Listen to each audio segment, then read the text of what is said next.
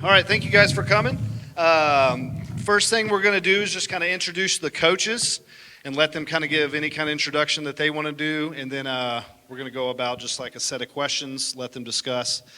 And towards the end, if anyone has any specific questions, I'm sure they'd be happy to ask them or answer them for you. So far left, we have Coach Watson from Geyer. In the middle, we got Coach Wallace at Flower Mound, and then Coach Griffin is at Argyle. So these are some of the better programs in the area and have kind of been around the block. And I know a lot of you guys are about to go through the whole high school circuit over the next few years. It's important what they have to say because these are the guys that make a lot of decisions, and you're going to need a lot of your high school coaches' help. So introductions or anything, if you guys want to say anything first, okay? Well, I'm Pat Watson. I'm head baseball coach at Denton Geyer. This is my 9th year there. Before then, I coached with Danny over at Flower Mound for 4 years or 3 years, something like that, that portion. And so I've been doing it now 28 years of being involved in coaching high school baseball. I've seen it change from day in and day out throughout. And so that's a little bit about myself. Grew up outside of Austin, Texas, and been up here for a long time. I'm Danny Wallace. I'm the head coach at Flower Mound. Pat and I coached, like he mentioned, a couple of years at Flower Mound together back when I first moved up here. Spent most of my career in the Austin area. This is my 35th year, which is kind of crazy to even say that and put those numbers together, and being involved in high school ball. Last 14 now here at Flower Mound, and then the previous 21 in the Austin area. I'm Ricky Griffin, head baseball coach at Argyle. I guess this is my 32nd year, and year 20 or 21, I believe, at Argyle. Was at Wiley and then Frisco before that. I'm born and raised in Frisco. Was able to go back and coach with my high school coach for a while, and then moved to Wiley, and then was able to get the job here in Argyle, and it's been a great opportunity and a great experience. Okay, good. So, Coach Watson, you sent me an email wanting to touch on a couple things. I feel like this is kind of a good place to start for us. So if each of y'all have something to say, what roles do select organizations have in y'all's program? Well, you know, as I told you in the email, the select baseball and the high school baseball both count on each other in a way, the way it's been coming up. Throughout the summer, the college coaches, just to let you know, the college guys, that's their time to be able to see you because their season coincides with our season, and their games are going on when our games are going on.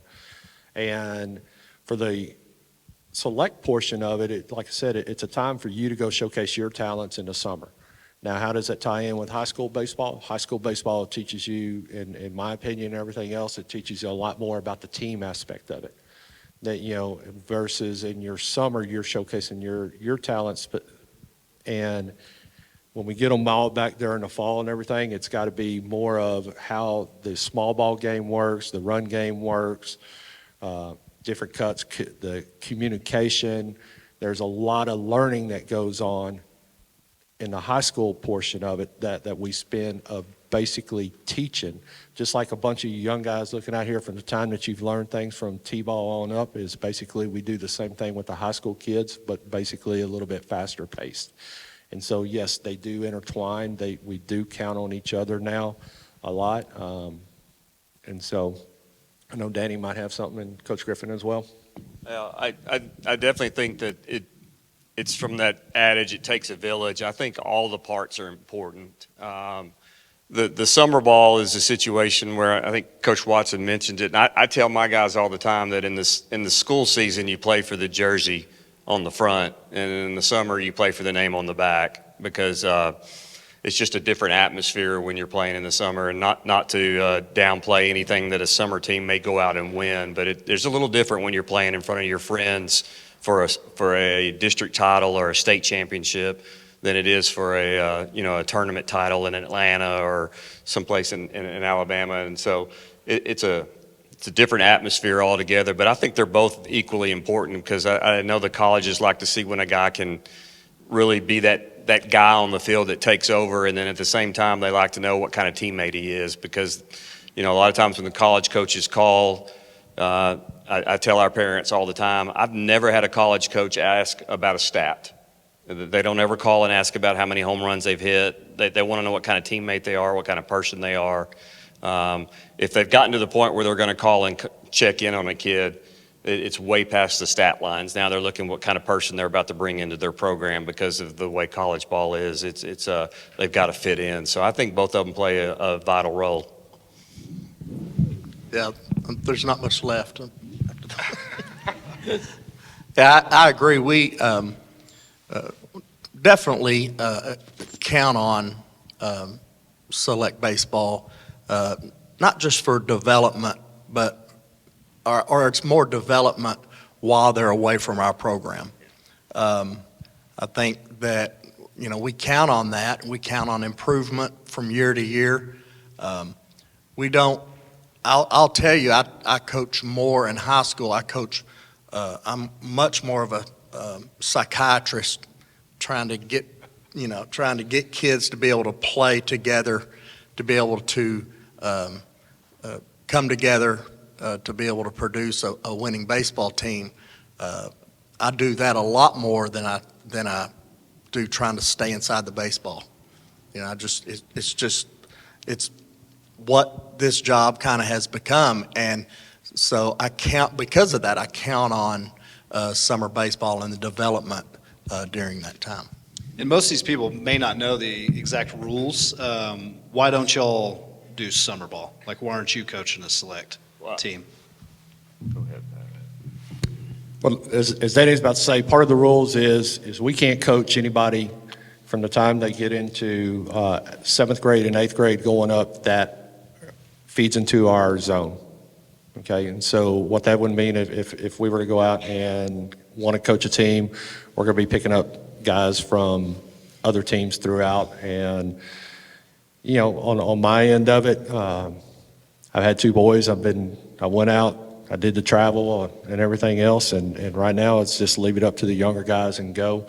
We spend a lot of time throughout. Our fall is full of baseball, 5 days a week, sometimes 6 days we do not tournaments, but we do have a fall ball team that plays on weekends as well, and so we're up there watching them, and so we do spend our time in baseball 8-9 months out of the year, and so that's my end of it about coaching wise, but the rules prohibit us from coaching our own guys. Yeah. That's pretty much it. Yeah. So there's rules in place. A lot of times, I think it was at Oklahoma. I think some of the high school coaches can coach. They can go out in Oklahoma, they can go, they can coach them in the fall. They can play games. They can start their season up whenever they want to. It's pretty much wide open in Oklahoma is what it is. Sure. And why is it important for them to play? Why isn't high school enough? I'll jump in.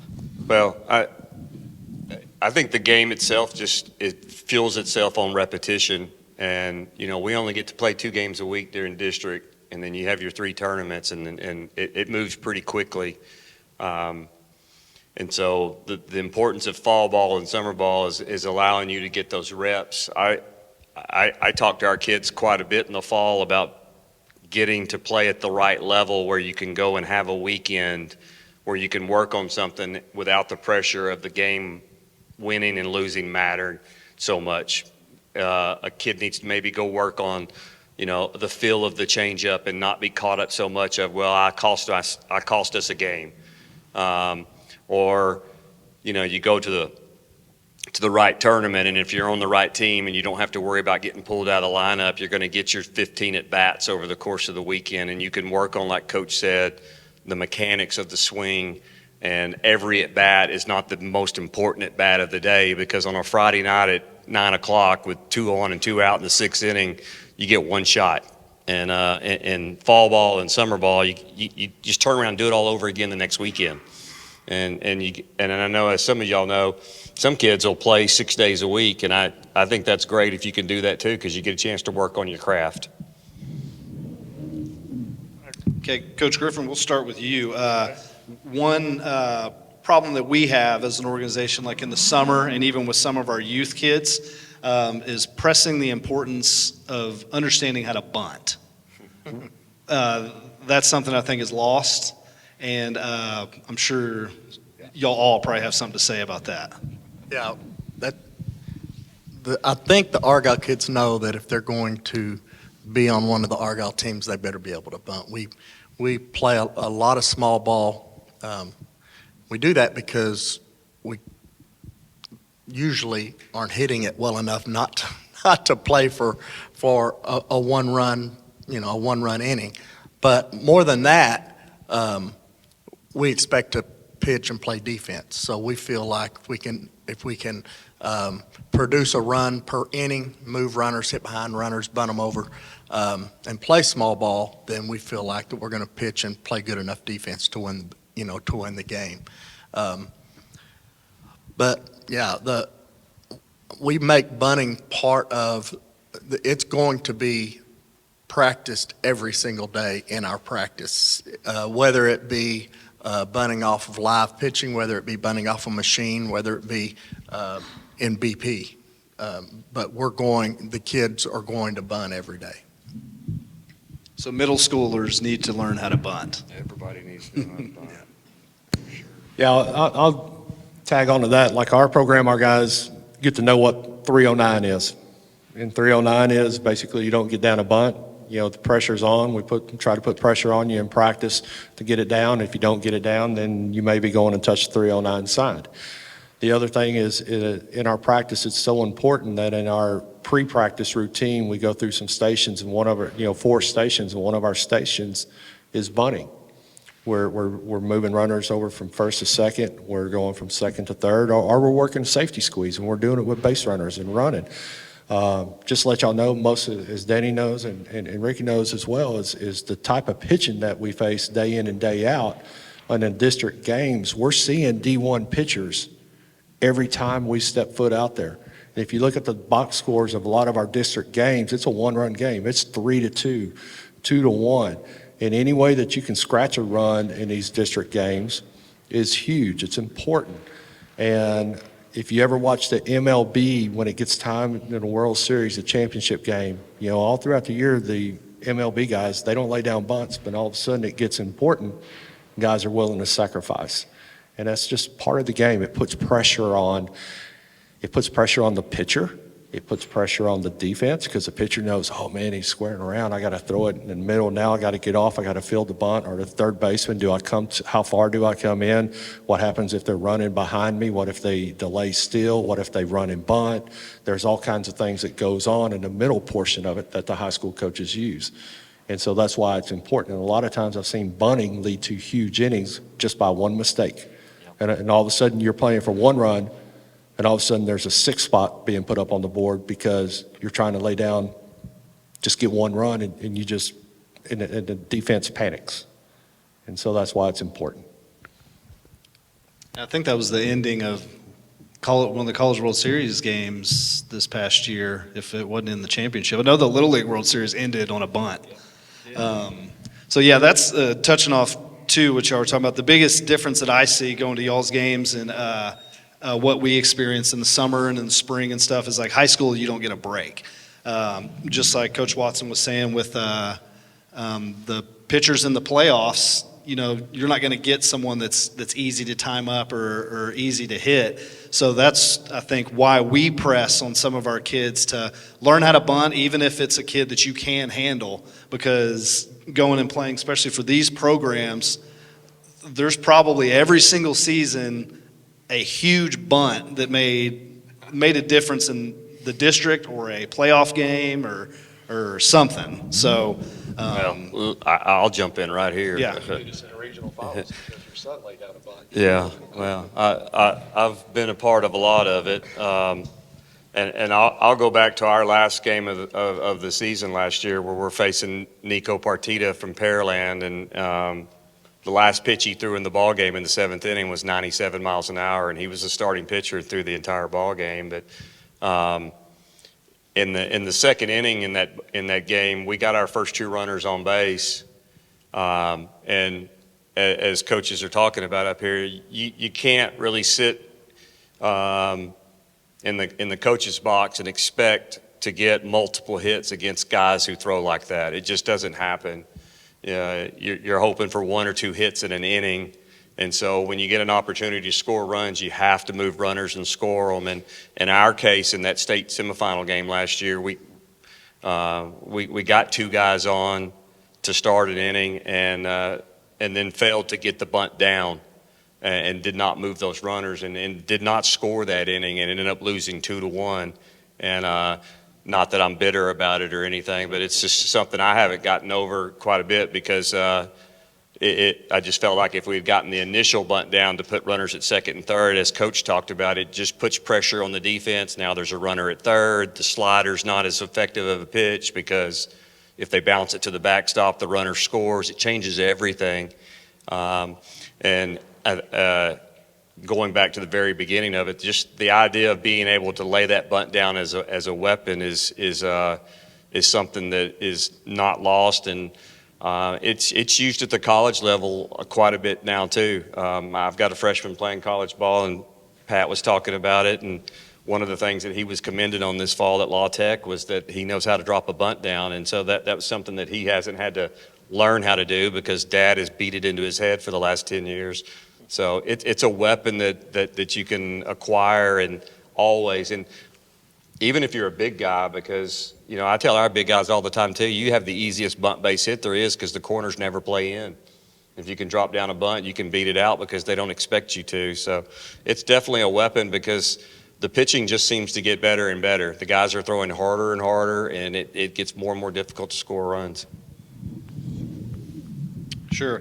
And I always say too, especially if you're fast, like if speed is one of your tools, why would you not show that tool? Like it's an everyone's curious about how fast you can get down the first base line, especially in a showcase environment or a summer ball environment. There's a lot of games that get out of control. Like you may be up 8-2 or whatever, but if you have an opportunity to show some of your talents and skills, again, it's not frowned upon as much in select ball. Maybe in high school you may not appreciate a bunt being dropped down 8-2 in the 6th inning, but if that's part of your tool set, I think you should use it, and it's important to know how to do, especially going into their program. So moving on from that, are there like what you were saying about Garrett not having to learn bunting in college, are there any specifics that y'all would want to speak to middle schoolers and freshmen and underclassmen? Like, where are they generally behind? And if you could tell them kind of something that they need to focus on before they step foot on y'all's field, what would a couple of those things be? Our biggest is being able to hit the ball the other way. You're going to most of the time, a pitcher is going to throw at least most of the time to the outer part of the plate. A lot of times when kids come into us, like in tryouts, we're going to throw the ball in, middle, and away, and every year the ball that's away, you just see a kid not be able to hit the ball to right field. So if they're right-handed, so for us, that's the biggest thing that we see. And it's tougher to turn around 90 plus away than it is 70 poo. Yeah. Sure. Well, the other thing, just want to tag along with that, with going opposite field and everything, and this is what y'all guys have to understand is, I see this a lot of times that we host games up there, and I see it with our older guys, is a lot of times during the summer, the coaches aren't necessarily calling the pitches, and you got a catcher back there who's calling the game. Well, the catcher doesn't want to look bad, and they knows, hey, I'm going to call a curveball, and there's a chance that I'm going to be chasing it to the backstop. So guess what the catcher is going to call most of the time? He's going to call a fastball. So our guys get ready to hit fastball during the summer. Well, what happens in the high school year, just to let you know, and I get a lot of guys that figure this out the first time they're on varsity the hard way, because it doesn't necessarily happen all the time on freshman or the JV team. It's on the varsity where guys can spot things up. The coaches will see you take one swing at a bad pitch and go, I'm going to throw that pitch again. They're going to throw you a breaking pitch. They're going to see you take a cut on a fastball and you look really good, and then they're going to throw you a breaking pitch or a changeup and you're going to look silly. But guess what? You're going to see the next 2 or 3 pitches. You're going to see the same thing. And they're going to challenge you, as I tell all our best hitters, is if you can hit the outside fastball, opposite field, it makes the game a lot easier for you, because guys are going to go away and then they're going to come back in on you. That's how I called pitches and everything else. We're going to see what you're going to do away, and most times the guys are going to try to reach and pull it. They're going to roll over and ground out to shortstop, and it's like, okay, you're out here. We're going to throw a slider after pitch away or a change up and let it run. But if you hit the ball opposite field, it makes it a lot harder on the opposing team. And now it's like, oh man, I really don't want to go inside on this guy because I might miss right down the middle of the plate. You know, and then you start going, well, I got to start. It makes it difficult. So that's why hitting away is huge, huge, huge. What would y'all recommend a kid do to work on that? Bigger on machine or? Well, you know, I love the social media that you can go and find things to do, but I also hate it because everybody on there is a guru and everybody on there's a genius, and then they get into their arguments, and it's kind of sad to watch grown men argue on the internet about who's right and who's wrong on teaching hitting. The reality of it is everybody's going to have their own thing when it comes to learning your niche at the plate, and you can find a lot of drills to help yourself learn to hit the ball away. And I know for us, we just ignore the inside part of the plate, and it's not even really a secret because high school pitchers don't like to go inside, because if they do, they hit you, and it's both of these guys have both mentioned too. It's a free spot to get on base, and high school hitters don't typically know what to do with the pitch that's away. So that's where we call our pitches, and it's not even like you're sharing secrets because we all do the same thing. So for a hitter trying to learn how to hit at the high school level, if you can't hit the outside third of the plate with different types of drills, you're going to struggle, especially against the good arms, because that's where they're going to live. They're going to live with the slider away, the two-seamer away, the breaking ball away, and just having someone work you that way and learning how to stay behind the ball and inside the ball, that Ricky mentioned earlier, and driving that ball through the middle of the field the other way, it's just repetition. It would help tremendously. But the problem is if you walk up to almost any high school cage and watch kids just hitting, they're in the cage hitting cage bombs, you know, and they're sitting in there and spinning and turning, and nobody pitches to you that way. So it's kind of a wasted time of practice time. So it may be more about what they don't do than what they do work on. One thing that we preach is for the ball away is we want our hitters to look away and react inside. You can hit a ball inside, middle in, if you're looking away, just because of the movement. It's just you can get to that baseball, but you can't do the opposite. You can't look in and hit the ball when it's away. So we talk about that. You know, the mentality, or our mentality at the plate, our plan that we have. We want them to look in a fastball count. We want them to look away, and if they get a mistake, middle in, then we can get to that pitch. But you can work on it the next time you're in the cage. Look for a ball inside and have someone throw you away, and you can't get to it. You just can't. The barrel's gone. If you're looking away, the barrel stays, and you can still get to the inside pitch, unless it's just a really good pitch on your hands, and you're not getting to that anyway. So I'm looking here at the cages, and this is some things that the dads and moms, and if you're in here, what you can do and things that we do is you got the back of the cage, and if let's say you're hitting with a tee, you want to try to hit line drives, everything straight up the middle. When we do our BP on the field, we got light poles on the field. We do take BP on the field with the older guys as we try to go everything is from light pole to light pole or light pole over is our goal. And so a lot of times in the cages, we had up last year, we had little dots up there in the back. We had spots where, hey, we're going to keep our hands in. We're trying to hit line drives, not hit the top of the cage, not hit the side of it and pull it, but everything is right back where it's coming from. And you can do that with tee work. You can do that with soft toss. As long as you're hitting the ball straight back at the person who's throwing it, that means you can pull it. That means you're going to be able to hit opposite field. That means it's going to help you grow. And it's just not getting in the cages. As Coach Griffin said, hey, or Coach Wallace, hey, I'm going to hit cage bombs here. I'm going to hit it off the top of the net. I want to hit it up here. Wear the back of the net out. That's what you need to be working for is to do that. And that's what we look for.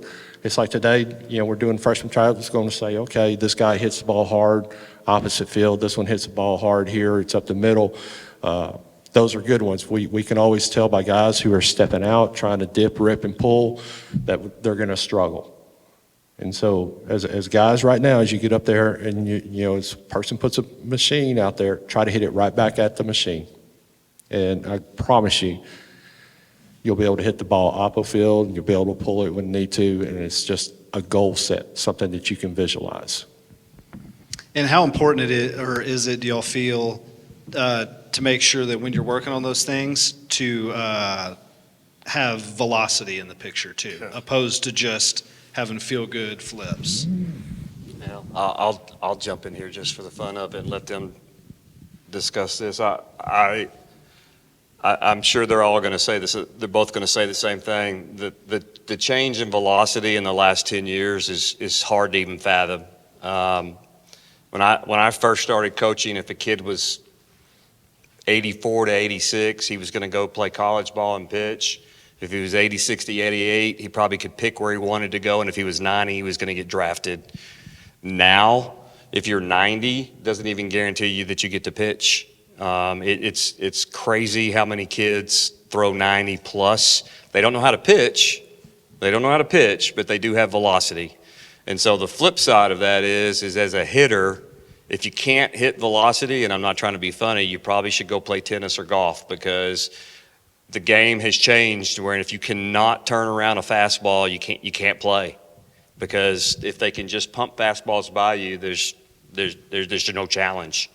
And as I mentioned, the kid from Pearland that we saw in the state semifinal last year, the first pitch out of his hand was 95. The last pitch was 97. He threw a complete game. And he's a junior. He's back. And he's not rare. There's lots of Nico Partitas in the state of Texas in 5A and 6A and 4A.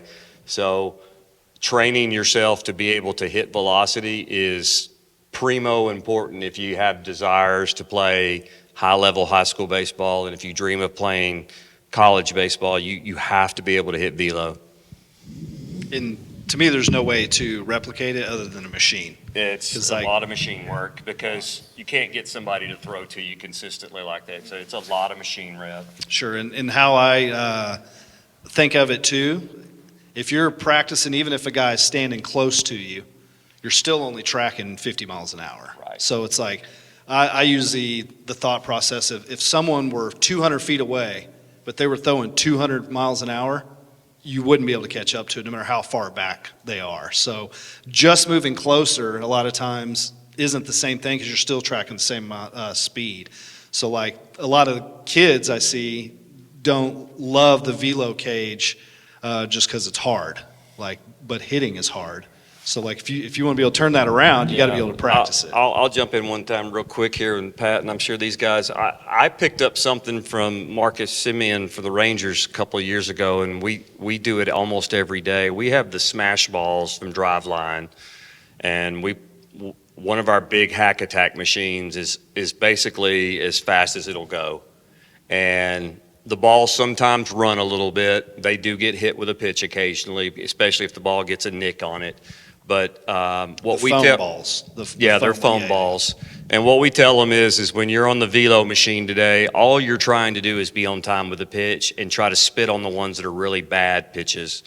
It's not about barreling up, but it's just about you being able to see if you can get a barrel to the ball. And we make it as fast as we possibly can. And the thought process is to take some of the fear or of that. Can I get to velo? Yes, I can. I do it on the velo machine every day at practice. Because if you're trying to get to velo for the first time on Friday night at 7, you're done. So. And this is a drill I picked up from Coach Wallace. And one of the things that he did, that we taken with us is he had it called the walk-up drill with a machine on it, where you start off deep, put it in, take a hack, move 2 steps forward, take a hack, keep coming forward, keep coming forward, keep coming forward until it gets past you, until it's by you a little bit, and then you just back up a little bit. Now, I know we're talking about out here the guys with velo and everything else. I'm going to go to a different little thing right now is on the pitching is there's not everybody in here is going to be able to throw 90. One thing that you do that as hitters wise we tell our guys all the time, and all of us have got, we're going to see 90, and if a guy's throwing 90 and has no other pitch and a breaking pitch, he's really easy to hit because we can sit on one pitch. We can hit the fastball, we can see the spin, let the spin go. The ones that give us the most problem are guys who can throw a changeup. You can throw 80 miles an hour and you have a great changeup and you throw that 80 mile per hour fastball and it's going to look like 88. So as we tell young guys, this is something that as all you pitchers right now and everything else, you're working about the spinning it. I'd spend just as much time, if not more, develop a great changeup. You can do this by velo as long as it's basically like 10 miles an hour. I got guys that throw changeups and we do it on the gun, we check it and go, it's 3 miles an hour off, it's 4 miles an hour off. That's called a slow fastball. Okay, and it's gonna get hit.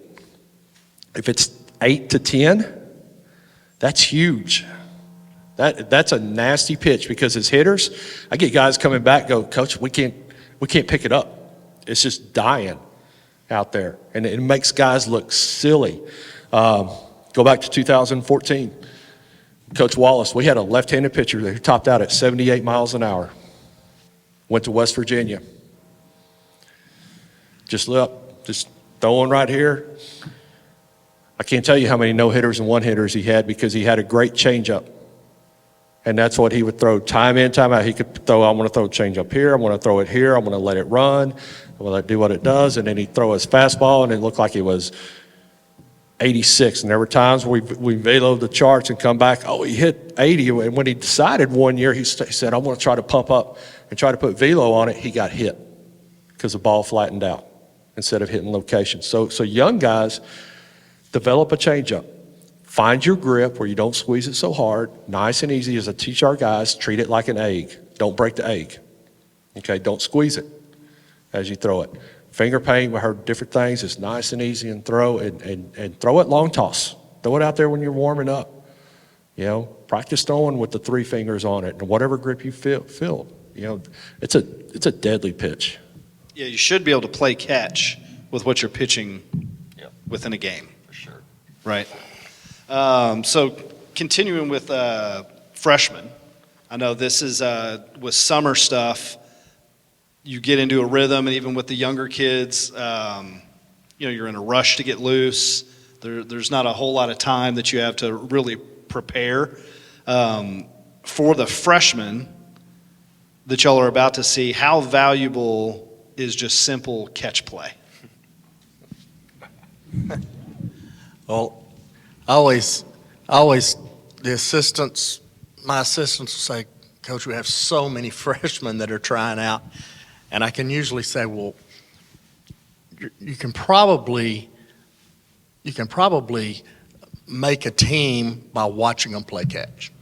You can watch a kid play catch and see a lot about how much baseball he's played, how much baseball he's been taught, and just a lot about just fundamentals. playing catch is Sounds simple. yeah, it sounds simple, but it tells you a lot.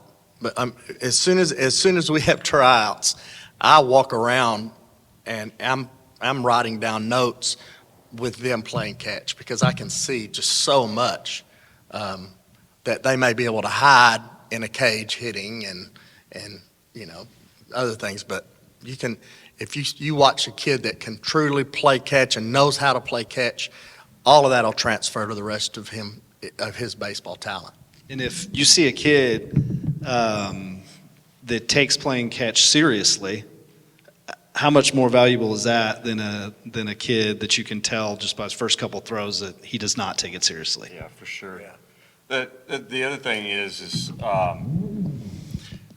I tell our kids all the time, we all focus on the runs on the scoreboard, and where you really should check is the E column, because the team that wins is usually the one that has the lowest amount of E's.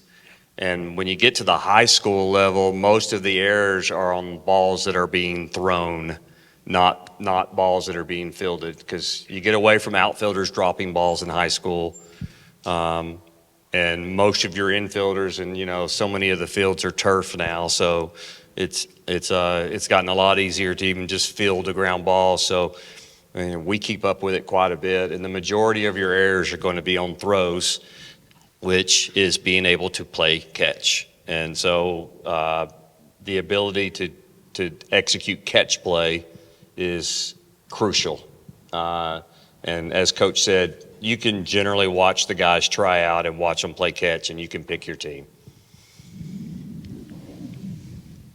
What about just other simple stuff for freshmen, like hustling down the line, wearing your uniform correctly, all of the things that as coaches, to me it means a lot. Like if I got a guy that walks to the field looking like a slob, it doesn't reflect on me. It doesn't reflect on the rest of the team, the parents, anything.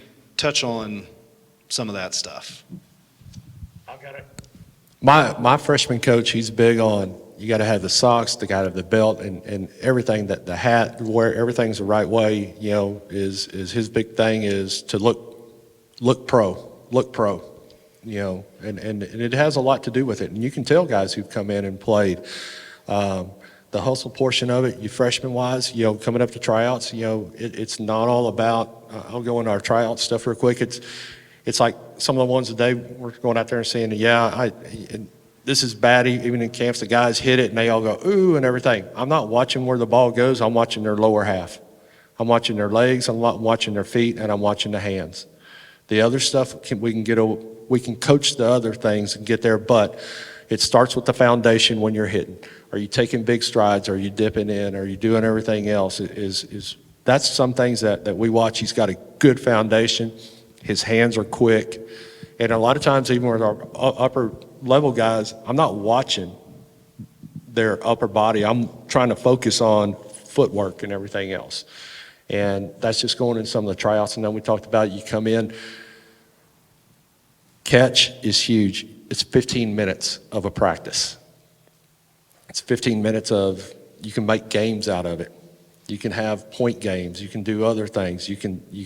It's time to work as infielders coming in, working clock drill, angles, outfielders, tell our guys, hey, act like you're catching a fly ball, coming up and getting your footwork right. There's all types of little things that you can do just by playing catch out there. And it's just not, hey, I'm going to go out and throw. The biggest thing I see, and I want to I'm going to step on some other little toes here, is during the summer, and I have to get on our guys so much about it because they go up to a game. They got a game starting at 2 o'clock, and they roll out at 1:50 to start throwing. It doesn't happen that way, and we spend all our spring and summer, we go through arm care, we go through all types of stuff that is, to get their arms ready, it's a 30-minute, 20-minute process. And then they go out in the summer and they go, hey, I want to throw about 10 balls and I'm ready to go. You see pitchers running down to the pen 5 minutes before the game starts. That's some things that y'all have to realize it's on the player's shoulders to be able to get ready the right way. to get loose 30 minutes before a game. Get there, get your legs loose, get ready.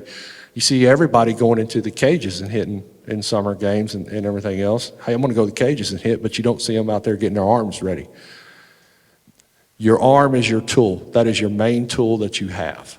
Take care of your main tool. The arm goes, it's hard to play baseball without being able to throw. Okay?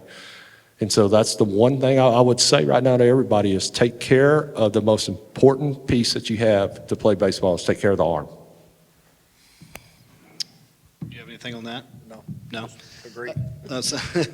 So moving on from the freshmen, if y'all could say there were a few separators between like your underclassmen and the guys that are starters on y'all's varsity team, what are a few like characteristics those kids have?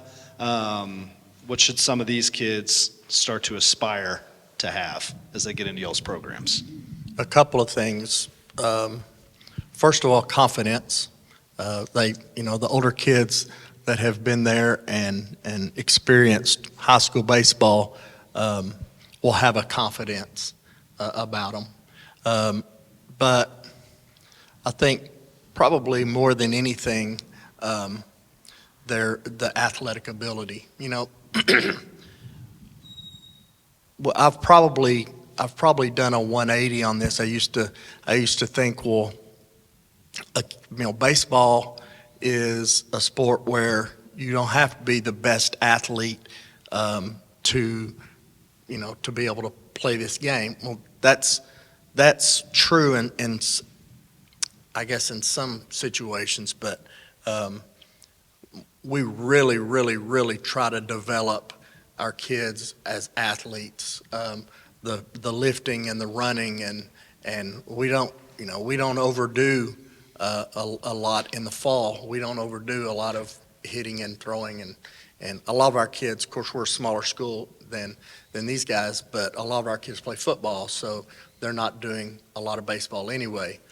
But just developing the athlete, we walk on the field. I want our kids to fill out a uniform. I want them to look good. I want them to be athletic looking. So strength a lot of times.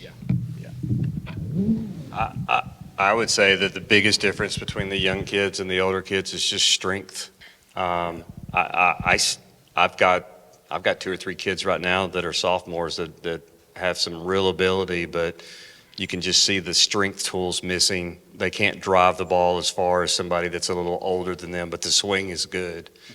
And I think kids make the mistake of pushing the weight room off to the side and spending too much time in the cage and not enough it's a challenge. You have to do all of it. And Ricky's talking about you've got to run. You got to be able to jump. You have to be explosive. You got to be able to get on a plyometric, workout and jump on boxes and move forward and move back. It all matters. And I think what the big difference is he mentions the confidence, but I think the confidence comes from a kid who has trained and he's confident in his training and he knows he's put the work in. He's done the med ball work. He's done the weight room work. He's done the plyos. And that's what gives them that confidence. And it comes from a lot of hard work to be able to get that. And I think that's one of the things that the younger kids don't figure out for a while is how much it takes to really get to that next level and the commitment that it takes athletically.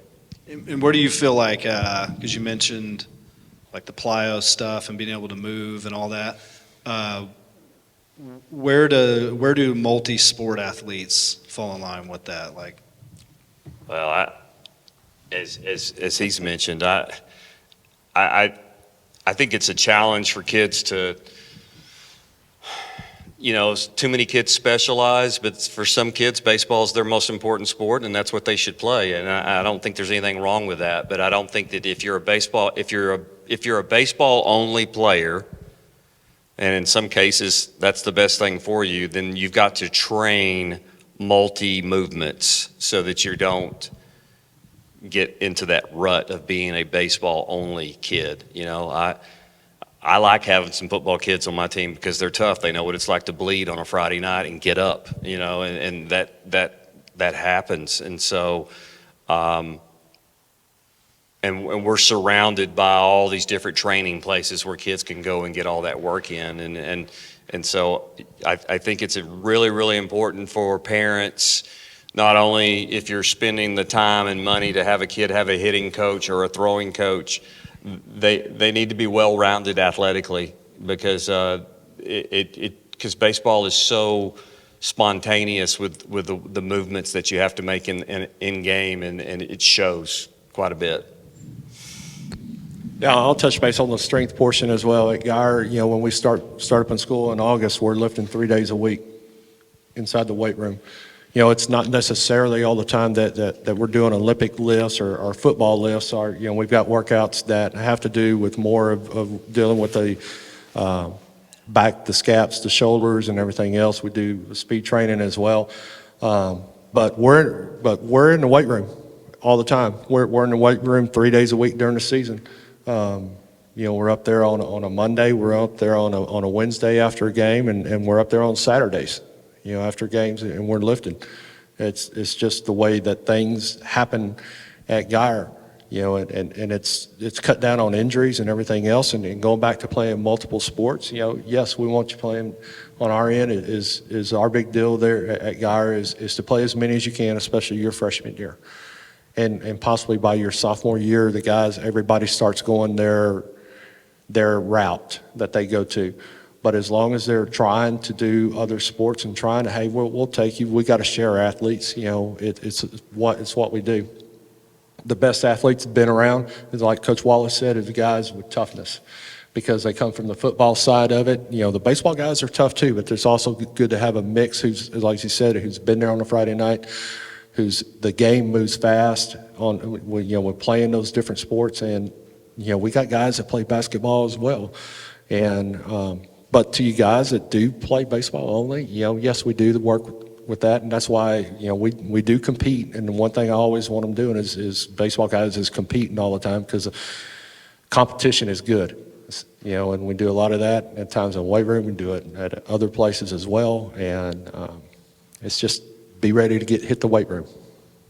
So for kids that are baseball only, that don't do football, because to me, seeing the football kids, especially as they get varsity level, they always tend to move a little bit different. Like they seem to be a little more explosive, or the strength is naturally there more. For the kid that does do baseball, it's harder to get that strength part. Would you agree with that? Or you just have to focus more on where you're going to get that aspect of it. Because if you're playing football, I always tell kids there's no way to really recreate the football weight room.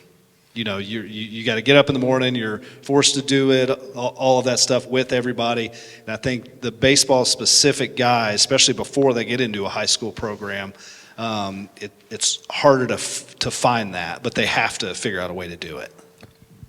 I think a lot of time the guys, as they get older, they start seeing what the weight room can do to their bodies and everything, and all of a sudden they go, oh man, look in the mirror, and you see them in our weight room in the mirrors doing all kinds of stuff, and man, I'm starting to look good and everything else, and all of a sudden they're finding different ways to go lift weights, and then you see them walk in, like, yeah, you look like an athlete now. And they see it on the baseball field. When they hit the baseball, the ball jumps off the bat a lot faster. And that's what happens with the baseball only guys. It takes them a little, sometimes the guys all develop at different times and ages. Football's not meant for some guys. They may not hit the growth spurts. It's like we tell freshmen. I got freshmen who are sometimes 15, and I got some that are 13, and some who have hit puberty a year ahead, and some that ain't even hit puberty yet. It's such different with freshmen. Time will come. And, I think a lot of guys figure it out, mainly around their junior year, who are baseball only guys, that they'll figure out, the weight room's a place to be. For sure. And middle schoolers, because we have a lot of middle schoolers that are baseball only, getting strong, if you're not playing football, getting strong is hard to do. And that to me is one of the biggest separators from kids, even in their summer stuff. The kids that are strong tend to have a whole heck of a lot more success than the guys that are struggling with their strength. So And moving on from that, so the talking about the guys that are, in y'all's program that, make it up to varsity, the separator from the freshman guys and the guys that are contributors on y'all's varsity squad. Now, within that cream of the crop, what do you feel like the biggest separators are from the kids that are good on varsity and the ones that actually get to go play in college? Like, are there some common things between those kids? I would say work ethic. Just those kids are going to, they're going to put in the work that the guys that aren't going to college aren't willing to put in. And with that, they got to be talented, of course, and that helps a lot. But it's when they're all really talented, the ones that seem to go on and be more successful are the ones that are just they're just cage rats. They're going to be See 'em working. more. You see them all the time working, and they're working when you don't see them. For sure. The expression that hitters hit applies. It's just not something that you can take a magic pill and do. You have to hit. You got to hit all the time. You got to lift, and the commitment to it is it's real. There's only a few guys that are just so special that they can get away with it and not have to do the extra work. And I see it sometimes with some of our guys. You can see the mindset be that, wow, I didn't realize it takes this much if I wanted to play at such and such university, or I think I'm done at the high school level, which is fine. And then you'll see sometimes guys who just kind of the switch clicks on and they fall in love with it, and you can't get them out of the cage, and that's a cool thing to watch too. But the time commitment to the motor skill of being able to swing a bat and hit a moving ball is real. You can't cheat it. Yeah. The amount of hitting that we get at practice, or the guys get at practice, the guys that go on the next level, that they'll go home and eat, they'll rest, but they're up at the cages at 7:30 at night. They're up there hitting at 8 o'clock. They're up there hitting on their own whenever they can. They put in the little extra work. Those are the ones that a lot of times I see there's a desire in which they're trying to get better and better and better, and they just eat at it. The dad's home, the mom's home. Hey, let's go to the cages for 30 minutes, get their bucket of baseballs, and let's go. Cages are open at Geyer. Probably shouldn't tell some of y'all, most all guys at Flower Mound and Argyle know that as well. But I leave them open for a purpose, and I want guys up there. It's not all the time hitting. You can go up there and hit, and sometimes it's a stress release for guys and everything else, and it's just, that's the difference. That's the difference. And some of you guys, just to let you know, as Coach Wallace said, the light hits a little bit later, and you may not be a D1 guy, but you got the desire to go play baseball. There are places out there. There are plenty of places that anybody can go and play college baseball at the next level. Don't say, hey, I'm going to set my goal. I mean, a good goal is D1. But you're going to see real good pitching at D2 and even D3. You're going to see guys who know how to play baseball at those levels.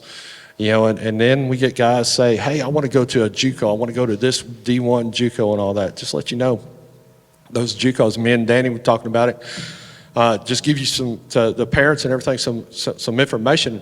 The D1 schools will bring in probably around 40, 50 guys during the fall. And they'll put them through the fall, and they'll weed them down, and they'll go, hey, maybe you might ought to go JUCO, come back, get better, work on this, and they'll go down to it, and then they'll ship them off to a JUCO, a D1 JUCO. Well, guess what? Those JUCO teams are going to go, oh, I got a drop down coming down, and I got a drop down coming down. And so what happens to the guys who signed with the JUCO originally? They're the ones who are left out. It's a dog-eat-dog world out there. And so sometimes go to a smaller school where you're able to play. You're still going to be able to play. It's still really, really good baseball. If you look at all the people that are drafted year in and year out, they're not all the time coming from D1 schools. You get some guys that are being drafted coming from colleges you never heard of before. They will find you if you can play. All it takes is one word, somebody saying, you need to watch this kid play. And then they're on you. And so it's good to have goals, but if you want to play, there's a place for you to play. So where do y'all feel like that whole space is going to go to? Because there are a lot of changes with the recruiting aspect. I know that's down the road for a lot of these kids, but it's still valuable for them to hear. Where do y'all see that going? I think the biggest thing is everybody coming out that we've heard so far has been with the quarterback from Vandy getting the extra year because of JUCO not counting. I don't know where that's going to go. I don't know how that's going to affect everything else. If it was, everybody else is going, oh yeah, it's going to affect all JUCO doesn't count for years. That's a great question. I don't know if there's going to be some lawsuits, some other things coming down the line.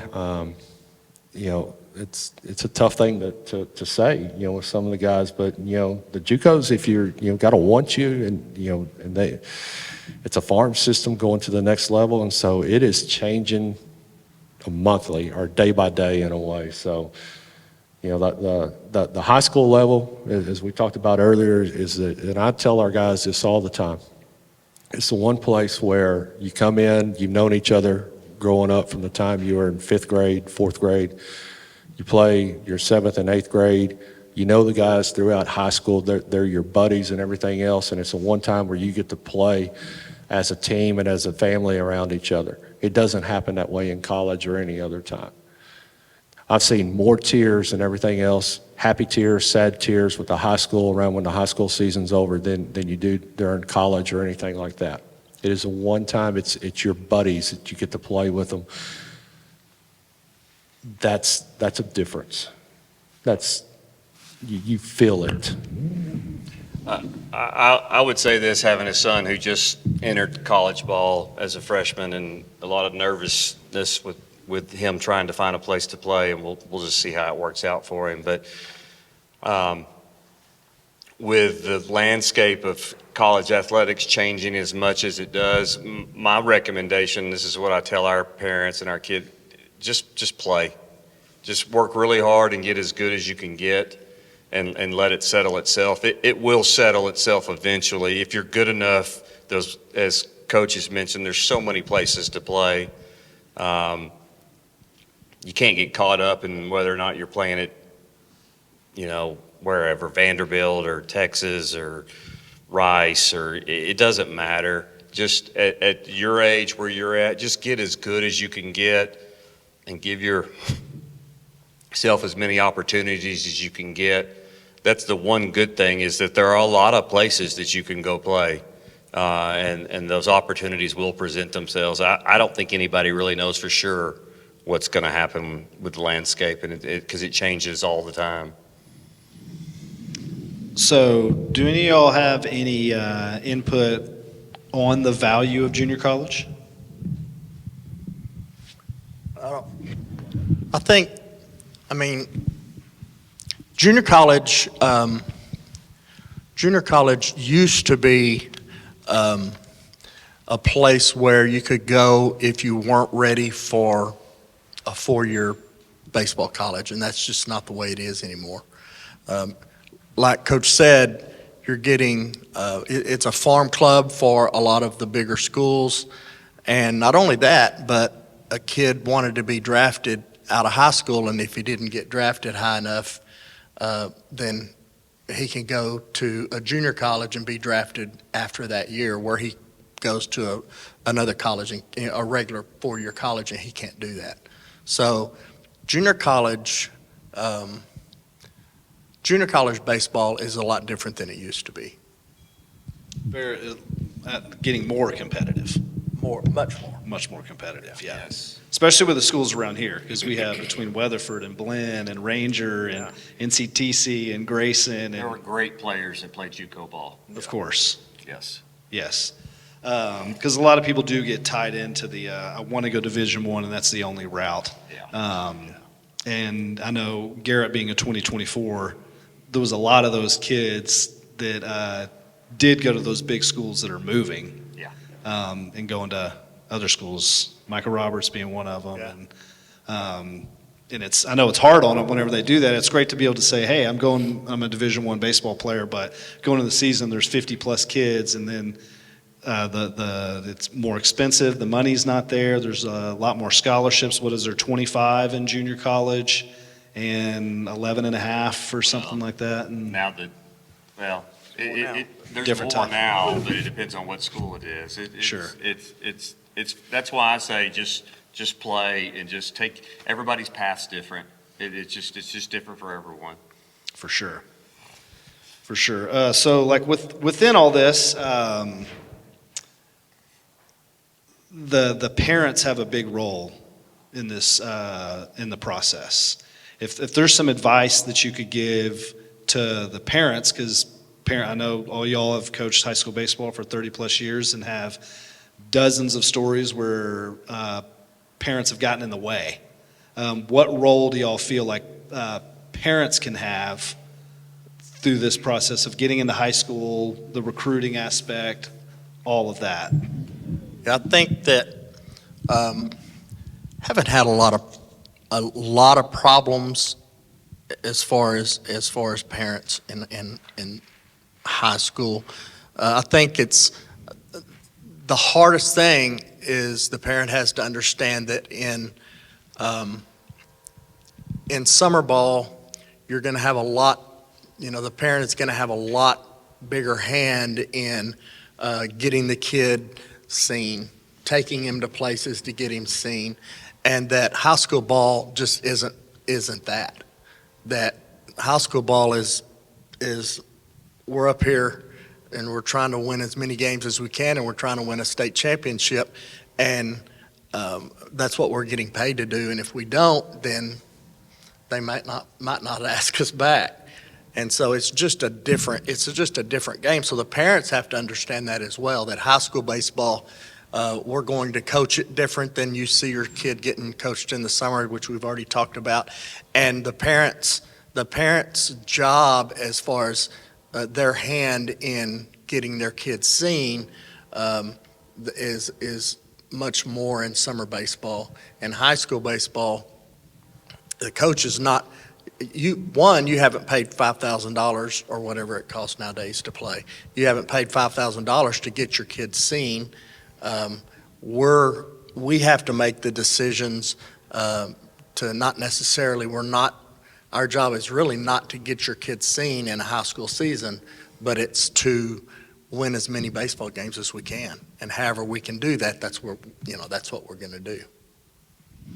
And the better competition you play too, that's whenever the scouts are there. When y'all are facing somebody up in the mid-90s and they are recruited, I mean, there's kids that get accidentally recruited in those high school games too. So it's not like there's people not scouting it, obviously. If you go to a 6A Friday night game and they got a good guy on the mound, there's going to be people there, 1,000%. I tell the parents this in our parent meeting and everything is, this is based on, as a kid's going into a game, the kids have pressure. The kids don't want to strike out in front of their friends. They don't want to strike out in front of their parents. They don't want to strike out in front of they've got so much pressure on them at the high school game, it's unbelievable. The biggest thing for parents is sometimes to be their biggest fan, whether or not they get to play or not play, if they fail or not, is to. And I've made the mistake before of being hard on my boys about not being successful when they were younger and throughout. And the biggest thing now you can see is sometimes just, not even talk about baseball, talk about something else after the game. Let them enjoy being around their friends. Let them enjoy the game. There's going to be times they're upset, but try to think of something positive for them because they do have a lot of pressure on themselves. You can't. They may have a girlfriend they're Snapchatting and something they broke up with or something didn't happen right at school and all of a sudden dad's mad at me about taking this pitch of going, hey, why didn't you swing at this pitch? Or, hey, we're going to the cages right now to go work on this and that, that's the big thing I would give the parents advice is to sit back in the high school games, enjoy being around your friends and everything else. your compadres go out afterwards and everything out, wherever you go, and just have a good time and just enjoy this one moment in time that you get with them as high school with their friends and everything. And try not to put too much pressure on them.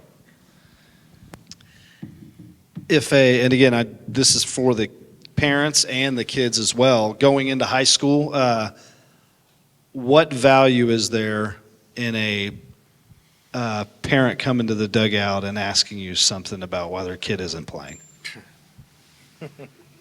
Well, I mean, I think every coach should. If he doesn't, they have their own policies. I just don't allow that. I mean, we have set times to discuss things, and we will discuss. I think when I was much younger, you had this attitude of I'm not going to talk, and as you get older, you get a little smarter. That's somebody's son, and they certainly have a right to ask a question, and we have the right to tell them the true answer too. Sure. And that's what I tell our parents is we will certainly discuss playing time and lack of playing time, but we'll also be very honest about it and may not agree on what we're discussing, but there's a way to do it. I can tell you that approaching a coach on game day anywhere near a dugout is never going to be a good situation. It's just like if you're at work, you would not want somebody coming questioning why you're doing something while you're doing it at work either, a customer or something like that. I don't leave the field until everybody clears, win or lose. I just let all that happen. It was great when I had kids because my kids would come down and talk to me, and now I'm old and I don't have kids anymore, so I just kind of wander around lost, so how you approach a coach, wanting to talk to him about what went on with your son, how you do it is probably more important than what you ask, and let that game night is not the night to do it. It's just not going to go well. Because I can just tell you guys, if you're upset, so is he, because probably something went wrong that night for you to be upset.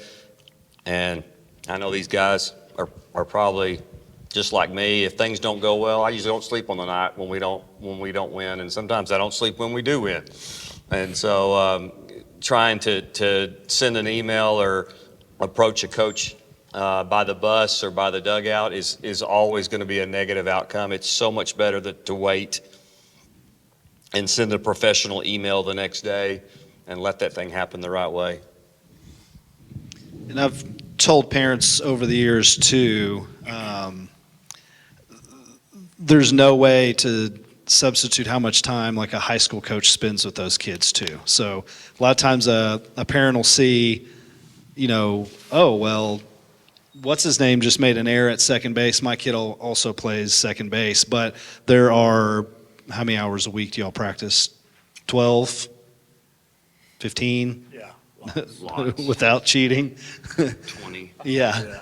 So the amount of time that you guys see hundreds of reps. You could tell if he's taking it seriously. You see a kid that doesn't play catch well at the beginning of practice that their parents don't see, or them finishing last and sprinting or something. There's so much that goes on that a head high school coach is going to see throughout the course of the week that a parent's just flat out not going to see. So trust in the coach and trust in the program that you're in. I find like there's a whole lot of value there, because I've never known any of these guys or any of the other coaches that we've had kids go to where they have made a decision and I've been like, that's a stupid decision. I mean, more times than not, if a parent is asking me, well, he goes to Geyer and he doesn't get an opportunity to play. Well, I've dealt with him in the cage too. I probably know why there's a short fuse there. So, I mean, like, I know y'all carry 24, right? 25. Y'all carry. I don't have a set number. We play with it from year to year, but it typically varies between 22 to 24. And y'all were a lot last year, right? Last year I'm kind of in the deal as sometimes if you're a good kid and does some things the right way, make good grades and everything, if we can use you to put in a specialized bunt, base running person and everything else, and it all depends too on how many guys are pitchers only. It all goes up from there. This year we're right at 25 to 24, 25. That the big thing is what we're going back is going back. We wear the wins and losses on our shoulders, probably the losses more than anybody else. We wear that at night. I can't tell you how many times on Tuesday nights that I'm going to bed sometimes at 1:30 or 2 o'clock in the morning, it feels like, because I get at home after waiting at the field, go home, get something to eat, and I'm sitting there checking out other scores, and it's like, what could we have done, and you're looking through Game Changer, or you're looking through your charts and going, oh man, what happened here, and what can we do better, and you're trying to figure out that night how to fix something for the next morning, for the next day to come up. That's the toughest part of it. It's a grind for us. We're away 12 hours a day and everything, and these guys become our kids ourselves. We see them probably more, as I tell the parents, we see them more than probably what you do throughout the day. And they're just as important to us as they were our own children going forward. So that's a hard portion of it, and the wins is the same way. The wins you're happy, but then you're starting to worry about how can we keep it up? How can we keep going? How can we get better? What did we do wrong that we can improve upon? And that's just some little things that's built into us with the W's and L's that we wear. And no one cares more than a coach. Like no one is going to be more mad about a loss or anything, whatever the level. Really, I don't care if you're an 11-year-old coach or varsity on a Friday night. There's not a person, especially if it's remotely a decent, good environment, there's not a person that cares more about the ending of the game than the coach. So y'all are trying to put y'all's team in the best position to win.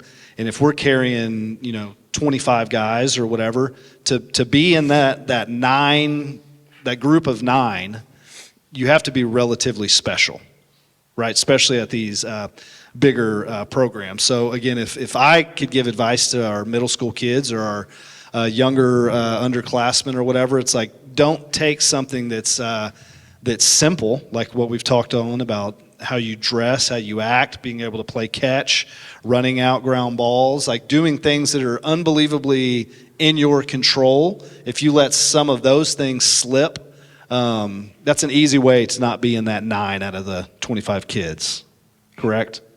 For sure. Okay. And y'all also touched on, how many POs are on y'all's squad. What are some of the decisions that go through y'all's head when determining if a kid should go the PO route? If you can't hit. Yeah. Simple. Yeah, that's basically it. It basically boils down to hitting, and sometimes the guys are better on the mound than they are at hitting, and sometimes they take their hitting because they're not very good out on the mound, and they're more worried about trying to hit than they are pitching, and pitching is their route, and you can see that right now. Like, that's going to be your way to get there. That's how you can help us more than hitting, and then sometimes you got to take something off their plate. Besides, they may have to field, hit, and pitch, and you shorten it down, and you take something off their plate and make it a little simpler, and then a lot of times you see them grow from that one part where they're not all the time worried about the other 2 parts of the game. Correct. So basically, if someone can't hit, they need to focus on pitching. How many POs do y'all carry? Roughly. Just depends. Yeah, it just depends. I think we have probably 6 or 7. Probably 6 or 7. I think I have 4 or 5 this year, but we've had as little as 3 and as many as 7 or 8. It just depends. And typically, how many underclassmen, like freshmen? Less? Not very many. Not as many at the lower A lot levels. less. Mm-hmm. What's too young to be a PO? Even if you can't hit Before high school. before high school. Because there are some freshman kids who you can see there may be four, if you put them at a spot, at different spots, they're 4 or 5 deep, but they're really good on the mound. And sometimes you can say, man, he can't field, he can't do anything right. But on the mound, he has something. He's got good mechanics. And you go, well, this guy here may have to be, we're going to try to develop this guy into being something where hopefully they can help out their junior and senior year on the varsity. And so that's going to lead me to something else is you guys out there right now, and I know we all do this, is try to play as many positions as possible. Make yourself marketable. I can't tell you how many times the summer ball, how it plays important is a few years back. I was down 2 catchers, and all of a sudden a guy, and I know he caught some during the summer, and we tried him out during the fall and did it, and he ended up being an all-district catcher his senior year. Didn't even Carver? expect it. Was that who that was? Wes Duncan. Who? Wes Duncan Got it. was a few years Didn't you have a back. guy last year that kind of did that? Or am I thinking of you? Didn't you have a guy that moved to catcher? No. No? I I've- totally yeah. made that up. I've had some, we're moving one this year down there to finding catching, and that's another thing right now is catchers, there really are not at, when you come up to the high school level, they're starting to be fewer and farther between. And if you're good at catching, if you're a good middle infielder, put the gear on. There's spots out there for you because no one wants to catch anymore, it seems like. And if you get a good catcher, like Coach Wallace had a 4-year starter at catcher who was darn good, who's at Arkansas. I was about to say which one, Arkansas and A&M. The catcher's on a baseball team's a coach on the field. I mean, that's the most important spot that I promise you that you have, because they can cost you runs in a heartbeat if they're not very good. But they can also save you all kinds of runs and be a person on the field to take charge. The other part is make yourself marketable, play different spots, be an outfielder, be an infielder, because you can't tell. This person might get hurt, this person may get hurt here. That's at the high school level.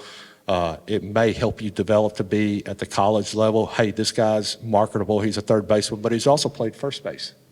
And they go back and forth at the corners, or even the middle infielders, or even some playing outfield. Is to play as many spots as possible, learn each spot.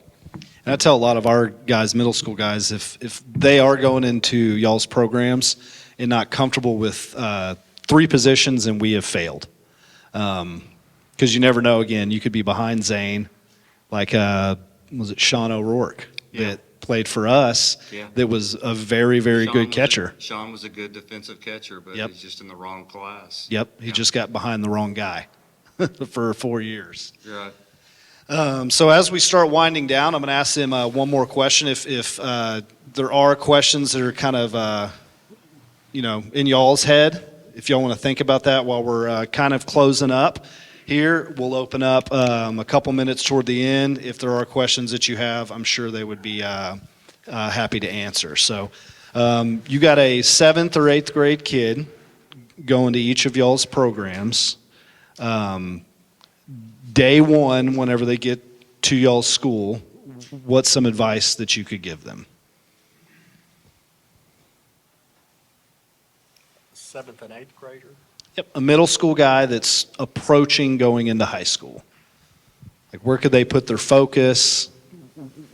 Where do they need to be day one to give themselves the best chance to be in y'all's program? I think it's the stuff we've talked about, being able to play catch, doing the fundamental things right. It gets noticed during tryouts. I mean, you just you can tell the kid who can play catch. You can tell the kid who knows how to handle a bat, who can drop a bunt down, who can hit a ball the other way. It sticks out like a sore thumb. And just a kid that has obviously worked on being athletic. I go back to being an athlete. We want the best athlete that we can find, and so that kid, you'll be able to tell. Have you worked on